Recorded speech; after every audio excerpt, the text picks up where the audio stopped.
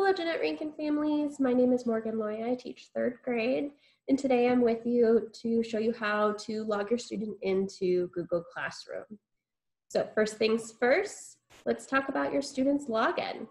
Your student's login is comprised of the year they graduate, their last name and their first name at student.mcpsmt.org.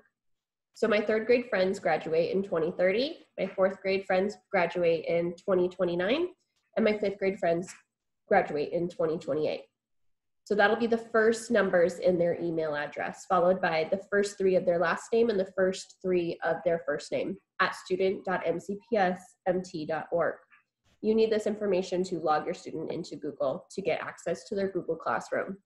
You will also need their classroom password or the password that they have made individually.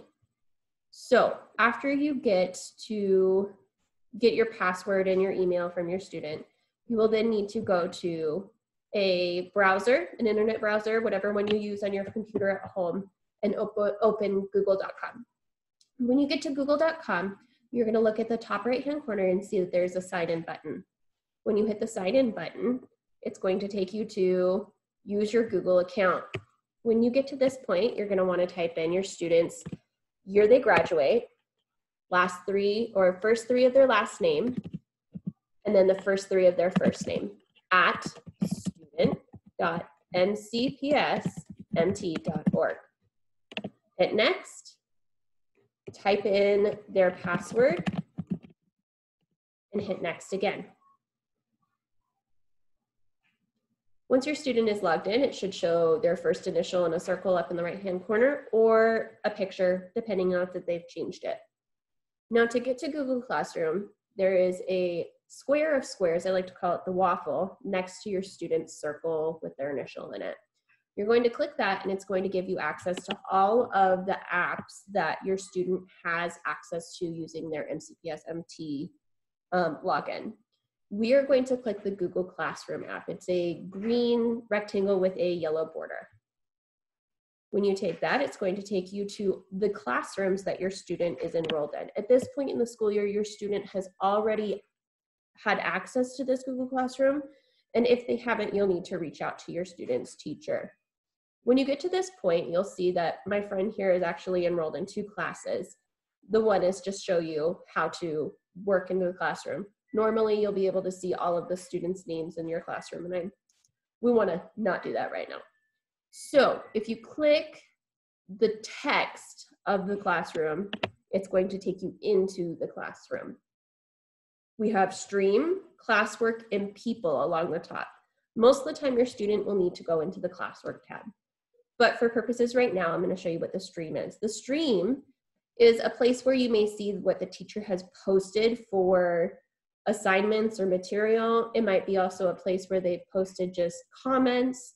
If your teacher has comments on for students, students can comment here as well. You will also see right here in the upcoming area, it'll show and post assignments that your student has a due date to as well. If we go to the next tab along the top, you'll see classwork. Classwork takes you to all of the things your student's teacher wants your kid to do. Now, I have library as a special in my classroom right now, so the librarian has been adding things like a request form to it. And in theory, your student has gone over this with their teacher. We also have assignments. For my students, I don't have due dates on these assignments, but some do. If you click an assignment, it's going to give you a box where you'll see directions possibly, maybe a link. For my students, they can click the link and follow the directions to get logged into typing. If you want to see this assignment bigger, you'll click the view material and it will take you just to the assignment. Now, depending on the assignment, there will be either links to Google Classroom or a Google Doc, and you'll have your student work on that. Sometimes it'll take them to a passage where they need to read it. It just depends on what your teacher is assigning in the classroom. And then we have people along the top. This is where you can get access and email the teacher if you need to, and you don't have it. So this is the very basics of Google Classroom. If you have any other questions on what your student should be doing in the Google Classroom, I highly recommend reaching out to your student's teacher. Good luck.